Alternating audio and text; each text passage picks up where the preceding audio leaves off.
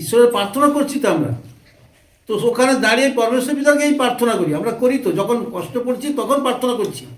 কিন্তু না, আমাদেরকে সর্বত্র প্রার্থনা করতে হবে, সর্ব বিষয়ে। তোমার মন যখন যাবে, পরমেশ্বর বলেনি যে তোমাকে পাহাড় দিয়া এখনই প্রার্থনা করতে হবে, সন্ধ্যায় বুঝতে হবে, রাত্রিবেলা বুঝতে হবে।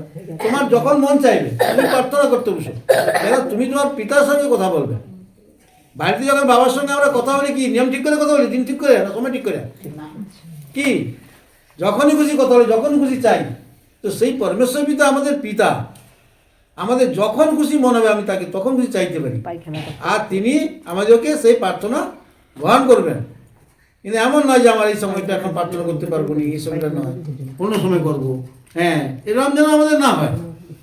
সেই জন্য হচ্ছে ভয় করো না, আমি তোমার সঙ্গে সঙ্গে আছি, ব্যাকুল হইও না, কারণ আমি তোমার ঈশ্বর। আমরা ব্যাকুল হয়ে পড়ি, নানা রকম কি কোনো কষ্টের আমরা খুব ব্যাকুল হয়ে পড়ি, কি করবো কি না করবো, এদিক ছুটি ওদিক ছুটি, কি করবো রে বাবা। কিন্তু সঙ্গে পরমেশ্বর পিতা আমার সঙ্গে আছে, তাকে একবারও বলিনি পিতা আমি সংকটে পড়ে গেছি, আমাকে উদ্ধার করো, আমি তোমার উপরে আমার সমস্ত ভাগ দিলাম।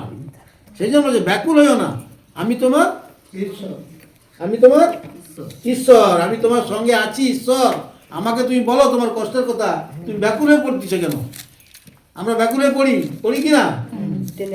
হুম।